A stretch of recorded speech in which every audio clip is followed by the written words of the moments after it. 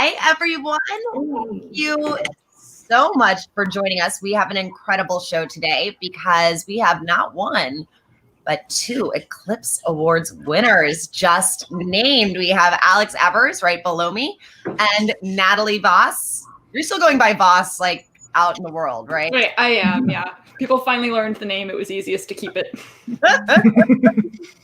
Fair enough. I understand. It's also really easy to spell, so that's always a good thing. True. We also have Alicia Hughes, who works for the NTRA, who's going to help us help tell us about the Eclipse Awards, what they mean, talk about them a little bit. So I'm really excited about this. But let's start with you, Natalie. Can you talk to us a little bit about, where you work and how you got into horse racing? Yeah, so I am Natalie Voss. I'm the editor-in-chief at the Pollock Report. The furry thing that you may see sometimes is Minnie. She's the most important employee we have at the Pollock Report. But anyway, I am the editor at the Pollock Report. I got into horse racing because my mom basically would stick me in front of the TV when the Kentucky Derby was on when I was a child it shut me up because I was really into horses. And if I saw horses on the screen, I was going to sit there and watch and learn everything that I could. I sort of continued to learn about racing sort of from afar through racing media. I grew up in Virginia, and for most of my life, there was not a track in Virginia. So the best way to learn about the sport was through reading magazines and trade publications. And I eventually sort of decided that's where I wanted to be. I wanted to be doing what I saw those writers doing. And I've been fortunate enough to find myself in this position. So wait. Also, tell me, you had to have read the Thoroughbred series as a kid, though, too, right? Oh, I read those books so many times over. Every single time there was a new one that came out or that the library got, then I was all over it. I must have read the first 5 books in that series like 10 times each. I still have all of them. Like matter thing. Totally. I was Dick Francis. That was my thing as a kid. I loved the Dick Francis novels. I never read the Thoroughbred series. Am I banished or something? Oh, you have to read it as an adult. You would love them. I read all the I read Black Beauty, Black Stallion, was raised on that. I never read the Thoroughbred series. It's so good. Yeah. It's so good. The entire thing on eBay for like $15, and it's a lot of books. But yeah, start with a horse called Wonder. Ooh. So good. Joseph McQuigg is here saying congrats to Alex, which is very cool. What's up, Joe? So Alex, speaking of, can you tell us about yourself, where you work, how you got into the game? I'm a photographer, freelance. I work with Eclipse Sportswire in the United States, Hong Kong Jockey Club outside the United States, where we can travel. Pretty much anyone who's willing to hire me, I'll work for them. And no, I just got into horse racing. My earliest memories as a kid were going to the track with my grandparents and my parents and like Ali Sheba and Sunday Silence. Like I told a story to Jim Gluckson, but I would wear my Ali Sheba silks and go to the track when Ali Sheba ran and go bother Chris McCarron every single race. And like, I must have 50 programs with 9 autographs of McCarron from riding every race. And he would just sign everything for me. And that's really what got me into horse racing. And then Sunday Silence and Easy Go, where that rivalry like cemented my love for racing. And I just picked up a camera because I wanted to go to the track for free, to be honest. I was like, this is the easiest way to get in. I can get a credential. Like I can get in. Like I don't have to sneak in as a 17-year-old and ask guys to say that they're my dad or something like this. And so like I started shooting professionally in 2005. The Shoemaker Mile was my first race with Castledale, who was a Santa Anita Derby winner. And then I ended up meeting Mike Martin, my mentor, that summer in 2006 and kind of learning remote. So I went to Saratoga for the Travers for Bernardini that year and like really had a crash course in everything that I do now. I screwed up the remotes. The light got dark and we had underexposed pictures and I got yelled at, but I never forgot it. And it definitely changed the way I should. And 15 years later, I finally won an Eclipse Award and it's an insane honor. I'm so excited. Ali Sheba is like my first love, right? And Sunday Silence is my second love. My too. That was it.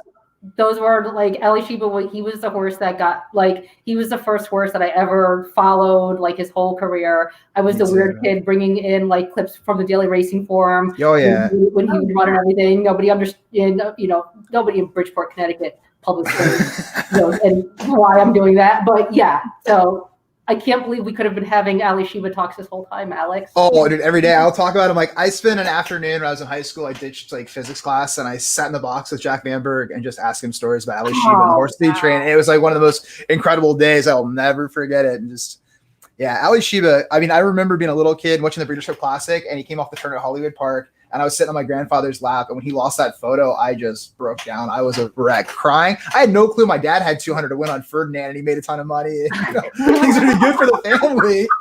All I knew was my horse lost. And then I remember going to watch him in the Big Cap the following year at Santa Anita when he beat Ferdinand, and just leaving the track feeling so vindicated. Like, I personally had done something. Clearly, I just had sat in the stands and watched them and just rooted them home. But I'll never forget, like, that was really like my entry into the racing game. And very fortunate, my family, they weren't part of racing, but they like supported my love for it. My grandfather built me a starting gate when I was a kid for all my little horse toys. And so it's kind of been like a lifelong love, and just. Well, and I know you're passing that love of horse racing down to your own child, because I've seen your dog in some amazing costumes. Yeah, we dressed her up as Justify. Yeah. Come here, sweetie. Come here, Mama. Come here. Hey, come here. Yeah, she's right here. And she's named after Pebbles, the racehorse who won the 85 turf. The filly, Corky Blonde filly. So we got one here. Cute. I just experienced like the biggest hit of dopamine just looking at the dog. I just love animals so much. They're the best. I couldn't imagine not being around him. Right. Almost better than people, you know? That's not bad for the most part. I'm willing to go there if everyone else is. I'm comfortable with it. I love an animal. All right, but Alicia, I would like to, first of all, can you tell us, a little bit about what the Eclipse Awards are? So basically, the Eclipse Awards, for anybody who doesn't know, that's our year-end awards for horse racing. These are our Oscars. These are our Emmys. This is where we celebrate the best and brightest of the industry. This year, obviously, unfortunately, due to the circumstances with the pandemic, we are having a virtual ceremony this year, where normally it is obviously an in-person event. It's been at Gulfstream Park the last several years, but this year, the wonderful team at Spendthrift Farm is going to be our virtual host for the event. It's going to take place January 28th at 7:30. I know right now it's going to be streamed definitely on TVG and Racetrack Television Network. I believe we're probably going to add a few more to that as well. But it's still, like I said, it's going to be virtual, but it's still going to be fantastic. It is the 50th anniversary too of the Eclipse Awards this year, and we're also currently running a contest, our Eclipse 50 contest, where you can go ahead and vote for your favorite all-time Eclipse Award winners, and you have a chance to win a fantastic trip to Kentucky as part of that prize. So not to steer anybody away, but go and vote for Ali Shiba or Surprise Island, and go vote and show some respect to our recently departed queen, Goldakova. Go vote for her. So I mean, I'm not trying to influence anybody, but I'm just gonna say that. So Natalie, if it's okay, I'd love to start with you, because you had you just did a very small, tiny little thing, which was sweeping all of the writing awards. Can you tell me, how did you find out what that was like? Walk me through it. Yeah, so Jim Gluckson, who helps with media for the NCRA, is the person that calls the media award winners, or at least he's called me both years that I've won something. And he calls you several days in advance, and then you have to keep it a secret because they have to put together the press release and get quotes from you and that sort of thing, and you can't blow it before they run the press release. So I think that the poor guy, I don't know how those phone calls usually go, but he sort of started it with are you sitting down? You've won 2 Eclipse Awards. And I just started shouting at him. He remained very professional during all of that. Bless him. He's such a nice guy, but I just was this isn't real. That doesn't happen. So poor Jim, but eventually, yeah, I made my husband pinch me really hard, like just to make sure that I'm awake, because I'm not totally sure that I'm awake. And it seems it's been several days now, and if I was asleep dreaming, then there's a serious problem, and I'm just going to keep sleeping at this point. So yeah, I get best COVID dream ever.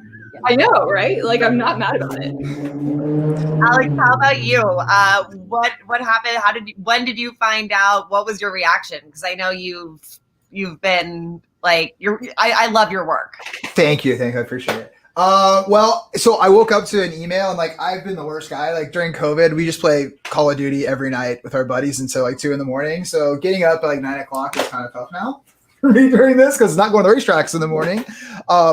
So I'm literally wearing like my wife's robe that doesn't even fit me because it's freezing in the house, and I get this phone call, and I look down and see what it's from, and I was like, it's got to be a cruel joke right now. Like, who's playing with me? And I answered it, and sure enough, and so I'm running around the house wearing a woman's Victoria's Secret robe and hugging the dog and going crazy.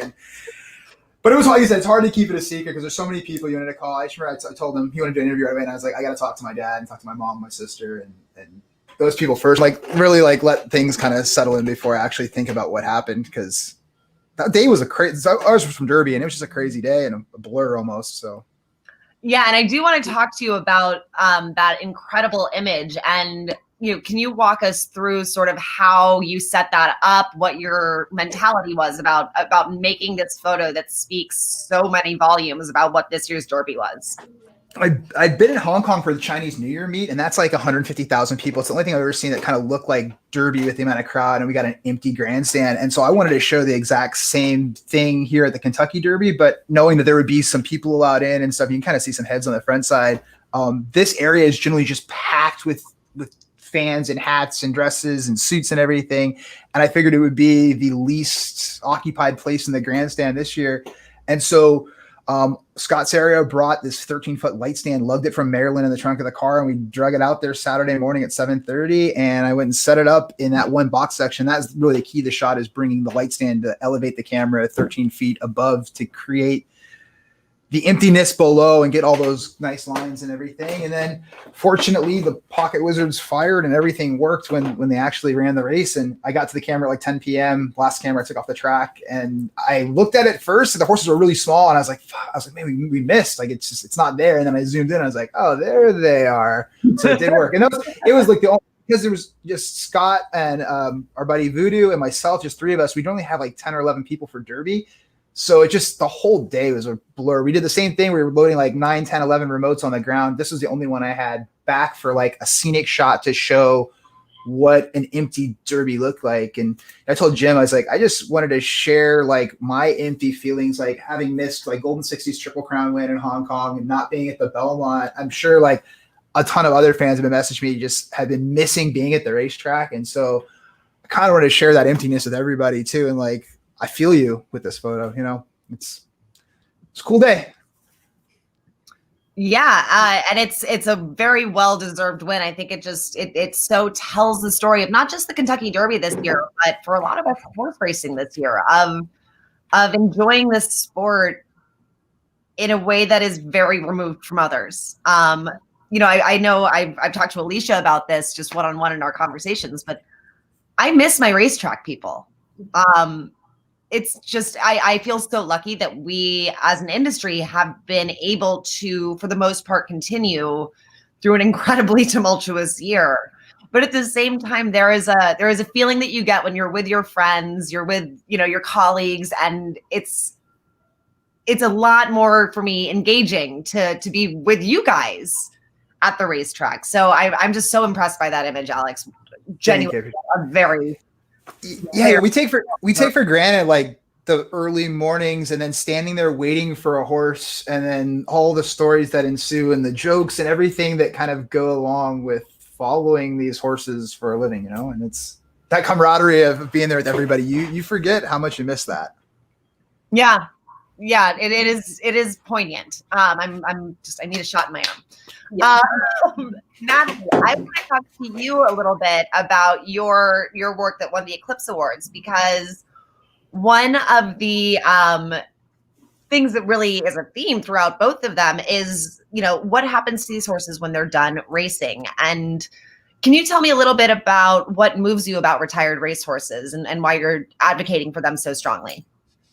Yeah, so I mean, I came to racing, as I said, like watching it on TV. My connection there was the horse itself.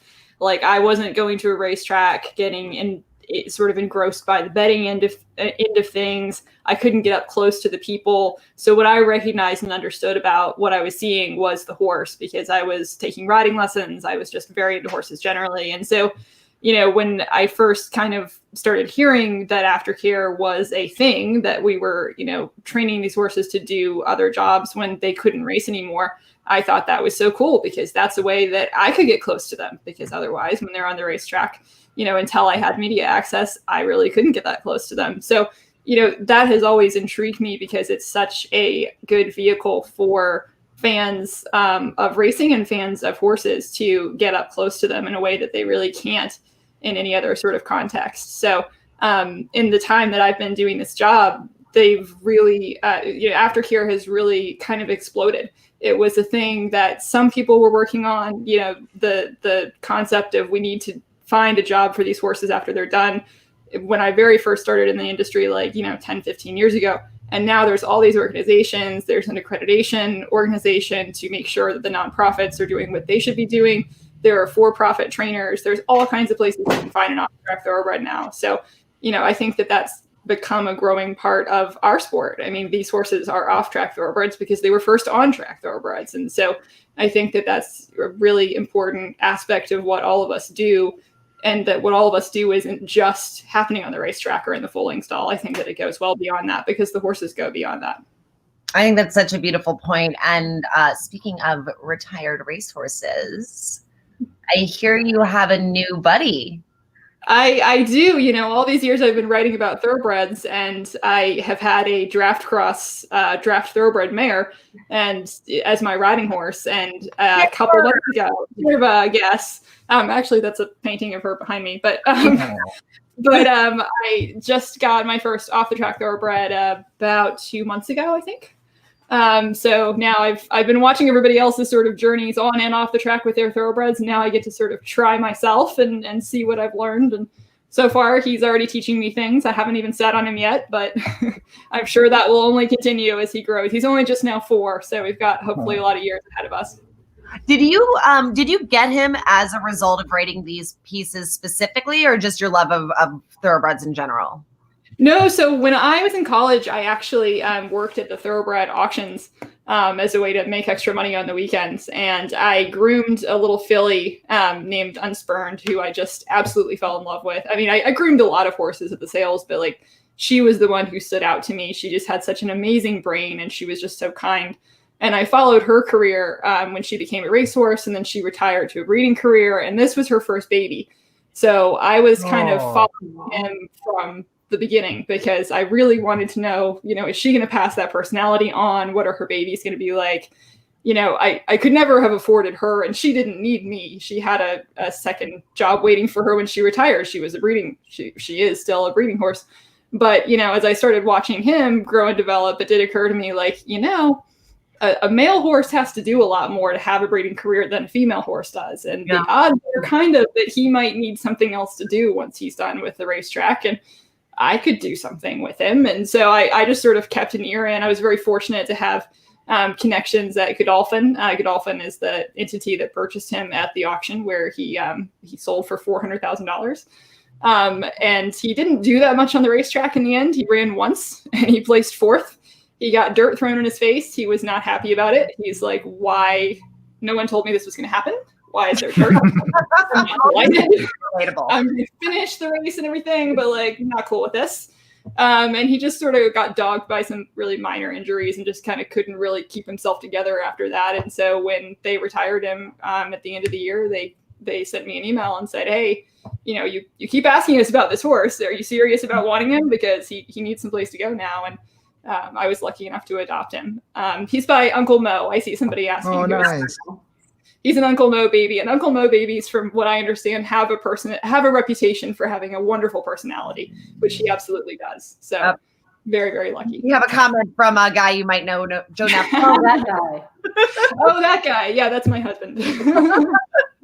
Who also, by the way, is an Eclipse Award winner. He is. You're gonna have like statue fights when you go. No, but we are sort of having some negotiations about where all of these are going to live, which is a little bit of a problem, but not a bad problem to have. If I were you, I'd be like playing briars with them, like jumping them over things. A lot of making them little blankets. Well, the thing is, those things are deceptively heavy. Like, I'm a little afraid to do too much moving around with them because, like, if I drop that thing, like, it's all over for me. I would just die of shame. So, let me tell you, if you do drop it, I think I'm gonna get you another one. Just go say it.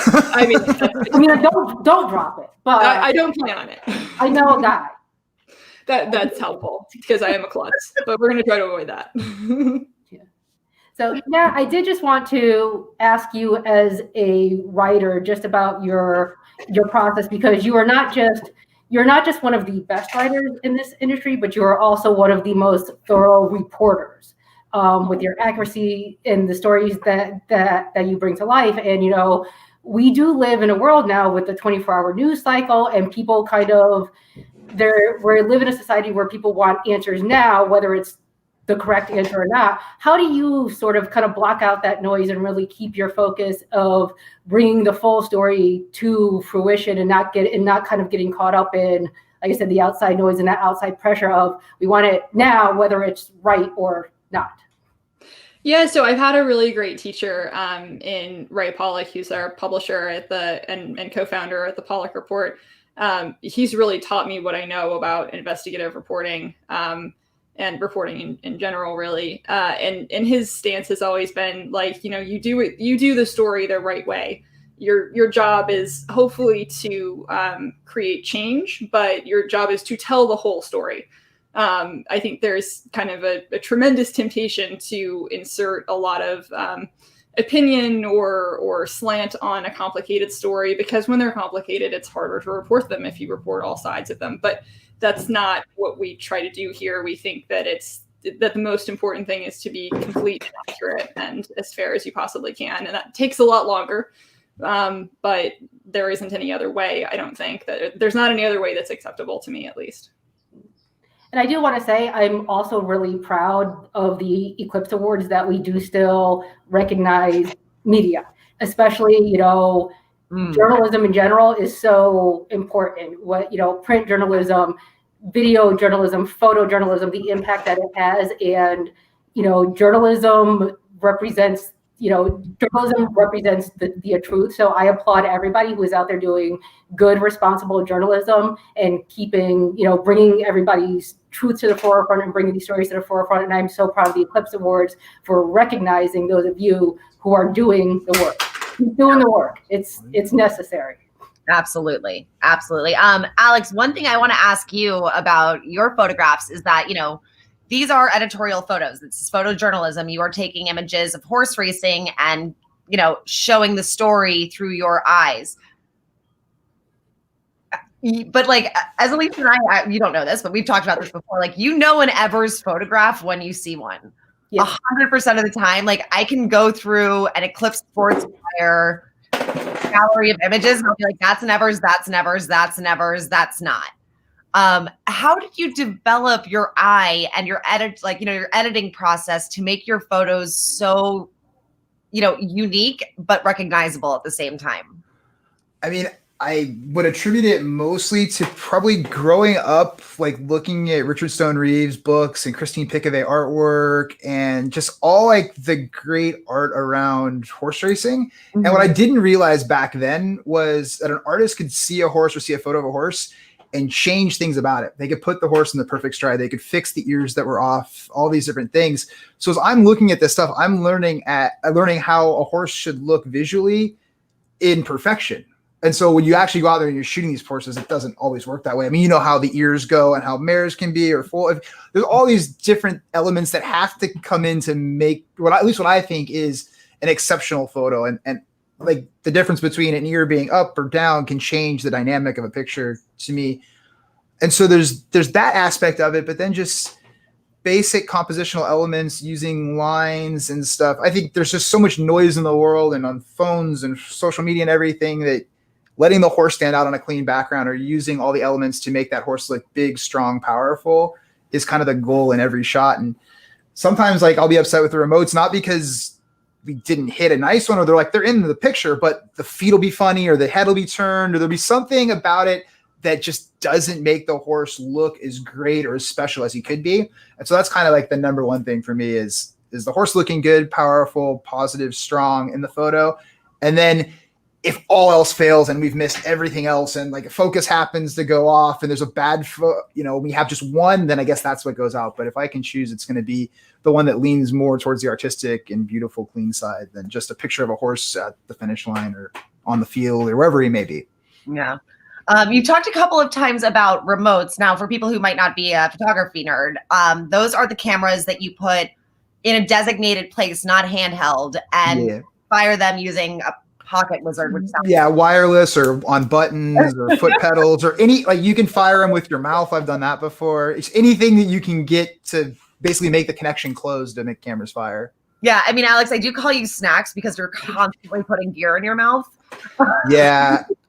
You only have two hands and you got but now with COVID, like it's weird because I got the masks on and I'm like anti-face touching. And so I don't really know where to put my memory cards anymore. Like you need to like in the pocket here somehow, But like if I know I have a good one and you guys don't know it because you'll see me with memory cards in my mouth, but that's generally off the remote camera. That's like the one that I want to edit first. So I put it in my mouth. I can't drop it. I know exactly where it is when I get to the computer and I just pop it right in. But yeah, I don't know if it's very sanitary.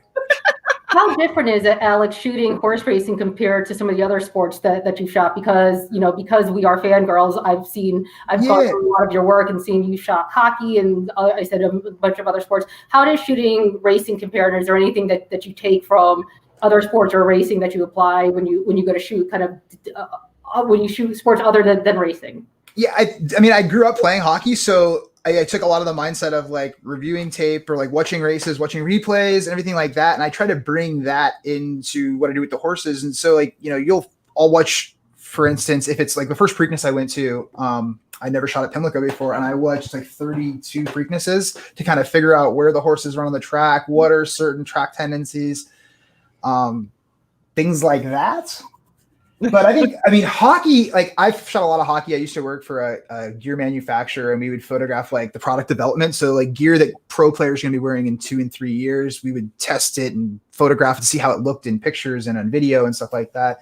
And a lot of it is just the preparation before you go into whatever it is that you're shooting, whether it's hockey and I'm watching certain players, where they're going to be on the ice. If it's a power play, I kind of know where the puck's going to go so I can be pre-focused. And the horses works very similar to that. And it can kind of get you in trouble too a little bit because as a handicapper, you might look at a race and go, hey, this is going to happen. It's going to be a lot of speed. I'm looking for a closer. And then no one challenges the horse in the front and they kind of walk on the lead. And now a front runner wins. And at least with the remote cameras and the cameras underneath the rail, when you have like a limited number, I think that's like the most important time to study and watch tape. I know when I go to Hong Kong, different distances, horses finish in different parts of the track. And so if I'm there for a sprint race, I know they'll come wide. 1.5 mile, 1.25 mile races tend to be won closer to the rail by horses near or on the lead. And it kind of plays that way in United States racing as well. 1-turn sprints, they tend to come wide. 2-turn races, speed is a little bit more prevalent. So you can kind of bias your cameras and do things like, I know Justify's Derby year, I hit 10 out of 10 remotes on the ground by luck, but it was like he ran very specifically. Horses run on that tire track. You can just see it on the dirt because it's more compact. They get better footing. So just the experience of that. But I get in trouble all the time. Like the Classic this year, like I just didn't believe Authentic was a true 1.25 mile horse, and I thought people would go run with him. So you can't hear the call. The video board is far away from where the finish line is. The people that were there were loud. And the silks on that horse has changed every race. So like, it's not like you see a certain color silk and you go, okay, that's so-and-so. And he's on the front end of that gold white. And I'm like, who is this? Who is this horse coming? I'm like, oh, yeah, it's Authentic. He just romps. Like I was not expecting that. So I was like, I'm like looking through the field to the camera to see improbable or somebody coming late. And it just never materialized. Same thing in Derby. I expected someone to come run him down late. And so like I get in trouble that way because I'm like, I'll be a little bit biased as far as what I think is going to happen on the racetrack because So if you're a handicapper or better, you got to have an opinion. And you kind of got to go with that opinion. Yeah. Like Breeders' Cup this year is tough too, because where I shot from on the turf course, you're a 16th of a mile before the finish line, no video board. And like I'm sitting there on my phone before the race and trying to be like a race caller, be like, okay, there's horse in the blue, flaunch jury's on this one, and trying to pick up any little idiosyncrasy or cap color or something that I can have in my mind to then when it gets challenging to be able to rely on one. Like Glass Slippers, a buddy of mine from Hong Kong, messaged me and he goes, this filly is going to run huge on the offgoing and all this stuff. And so cavalry chargers coming at me and I have no clue who to pick. And I just recognized her face and what he said. And I was like, I'm going to stick to this one. And just because they're so tight, you have pick one and you got to go with it. You can't jump all over the place. The cameras just don't work fast enough and stuff like that. And it's instinct sometimes. A lot of times it's luck, but you have to have the confidence to just pick one and go with it, whether you're right or wrong, because you can't. Yeah. And just know that out. If all else fails, you got the gallop back. If all else fails, hopefully one of the 45 remotes on the ground will catch them. Stephanie has a question for you. Do you have a favorite horse you've photographed? Yeah, that's so tough because it really goes in and out. I would probably say Zenyatta was one of the most incredible horses to be around because she was so smart, unique. She always had this like look on her where she would just turn her head perfectly in the light. A lot of the smart ones are like that. They just know where the cameras are. California Chrome was really, really fun to photograph. Even at the farm, off the track, his whole career, he was pretty cool. And then Arrogate will always be just a special one for me because he was just a really, really cool horse to be around. He looked like a hockey player. He had the one missing front tooth. And before the Breeders' Cup, Jimmy brought him over to me. The vets were checking him out, doing the Breeders' Cup pre-vet checks. And he brought him over to me to just take pictures. He's like, hey, we need to get him used to having cameras clicking around him and stuff like that. So I put cameras all by his head. Sure enough, on Saturday, he went out there and won, and all the media runs out on top of him, and the horse is just calm as can be. So those are the ones. Actually, I got a picture of Arrogate up in my office right now. Natalie, how about you? Do you have a favorite story you've told, horse you've written about, person you've written about, or barn buddy that you have? Yeah, the Barn Buddy series, I have to say, is probably one of the more fun ones that I get to do. I do a lot of serious investigative topics, and so the joke on our staff is that Barn Buddies is what keeps me from going completely crazy. We did a monthly series. For those of you who don't know Barn Buddies, we did a monthly series on just the non-horsey residents of racing barns and breeding barns, goats, chickens, cats, dogs. We've had several pigs. We just any sort of animal that we have monkeys at one point, anything you can think of. Then we've probably done a Barn Buddies on it. So that's that probably would be a highlight. But yeah, I don't know that I have a particular favorite horse. If I have to sort of think back to like Alex was talking about his most memorable moments on the track, most of my job is really out of the office because I'm doing investigative stuff rather than covering the races on a week in, week out basis. But I think probably the craziest race that I've been present for was actually the 2019 Derby, and standing there while they were adjudicating that disqualification, sort of feeling the vibe of being on. I'm lucky enough to watch the Derby from the dirt track every year. And so you had the connections of the horses involved in front of me and obviously the crowd behind me. And so just sort of hearing the wall of sound behind us when that decision went up and just kind of seeing the scurrying in front of us as people tried to figure out where they were supposed to be.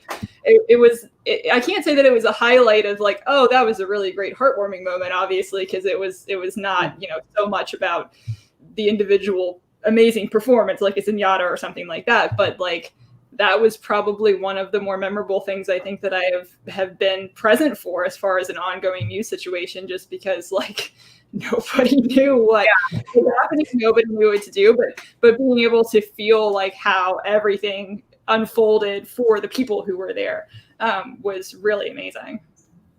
Yeah, on track that day, they didn't even announce, the announcer didn't go, ladies and gentlemen, we have a takedown. There was nothing. They flashed on the board, and then 150,000 people freaked out. Yeah. It was insane. I hate to say it, but my lasting memory of that is just I had to go to the bathroom so badly. put up a horse game. What's going on? All the photographers freaking out. They're like, we don't have pictures of the country. We don't have pictures of like, this is freaking out. That head on, and I got him. Me too. Yeah. That's right. We were buddies. We were next to each other. And it was in one. I probably had a memory card in my mouth that day too in the rain. I was actually standing I watched a race next to our dear friend, Michael Adolphson. And Mikey, to his credit, when they hit the wire, he turned to me and said, that horse is coming down. And I was like, same. What? I'm like, no. I'm like, what do you, he's like, that horse is coming down. So shout out to Mikey Adolphson for, he called it he called it on the wire. Yep. So our friend Sam wants to know, what are your goals, you two, for 2021 within the industry?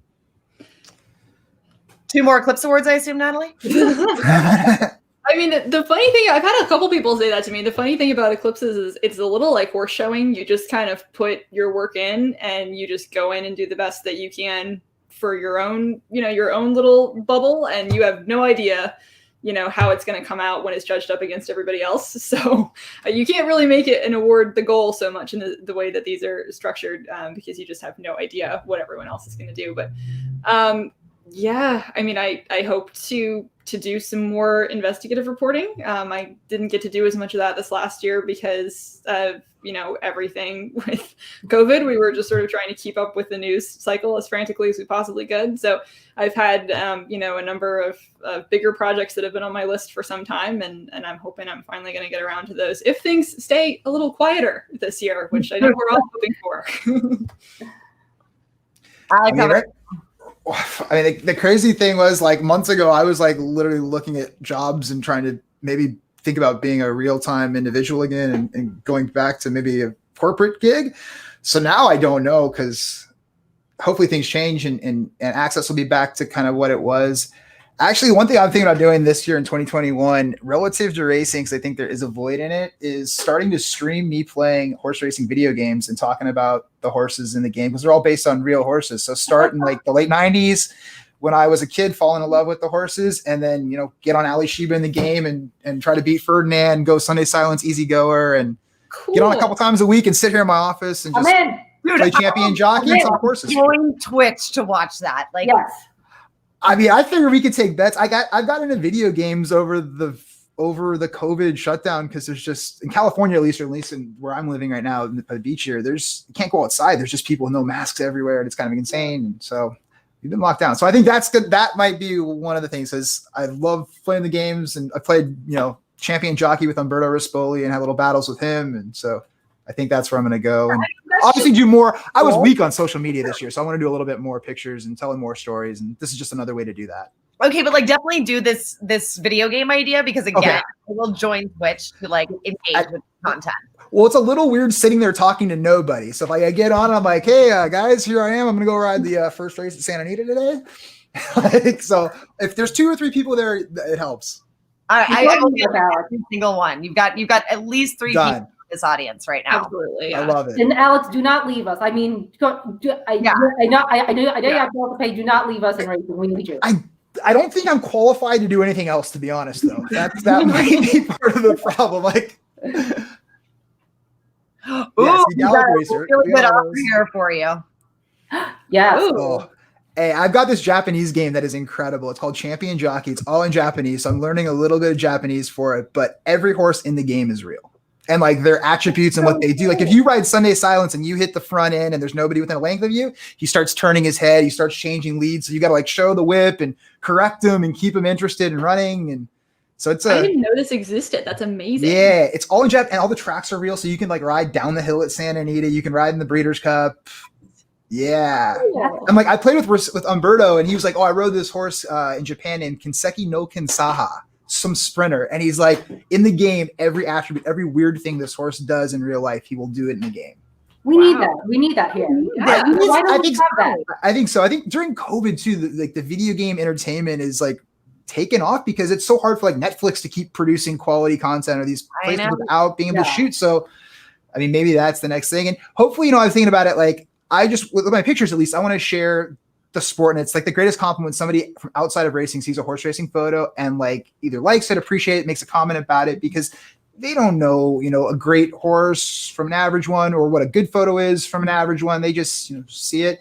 And I think that racing could definitely benefit from just different audiences, Mhm. How are we going to get to kids that are 13, 14, and 15 and make them fall in love with racing the way we did? And it's a little bit more challenging now than I think it was in the 80s or 90s. Yeah. I mean, obviously the correct answer there, Alex, is to make sure that they all have individualized silks from their favorite horse and then just take them to the racetrack.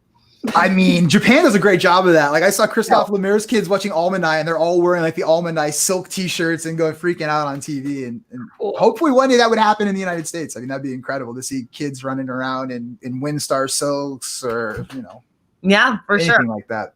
For sure. Well, I know you have your plushies behind you. I have one of Almond Eye. Oh, wait, God. Wait, you have an Almond Eye plushie and I didn't know about this? Sorry. I don't have any plushies. See, I wish, None? again, that's another thing I wish we had over here. I posted a photo yesterday of when Goldakova was running over here and she won her 3 straight Breeders' Cups. Breeders' Cup did this fantastic series of commemorative glasses for her. And so, with news of her passing, I kind of dug those out.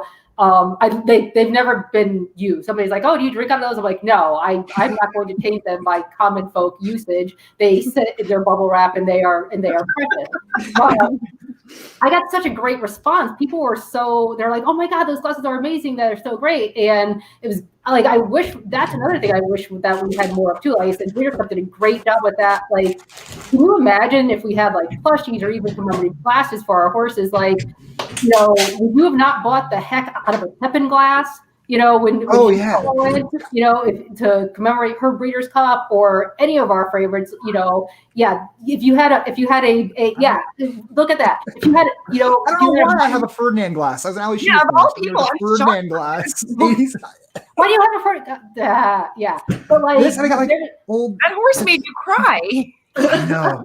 I think it's just to remind you that even the ones that make you upset and sad, they're still great athletes. Like Absolutely. Easy Goer. Like I can't love Easy Goer because I was a Sunday Silence guy, but I can admire what he was as a horse on and off the racetrack. And so I think fans need to remember that too. We're all harsh on people, on horses and connections and people on the social media, but it's a tough sport.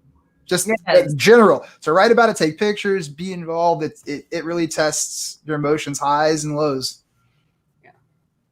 I know, but at least there are ponies. I love them all. I know. Well, I want to thank you all so much for coming on and just extend my most sincere congratulations to 2 of the hardest working and most talented people in your field. So genuinely, you all are awesome. Natalie, Alex, I respect you both so much and congratulations. You both earned this in the biggest and best possible way. So yay. Thank I you. think everything Penelope said times 50. You 2 are both amazing. You are a credit to the sport. You are a credit to your profession. And thank you guys for choosing our sport. Thank you. Because of your talents. Oh, Congrats, Natalie. And congrats to you, Alex. bye, everyone. Guys. Bye, everyone. Be safe.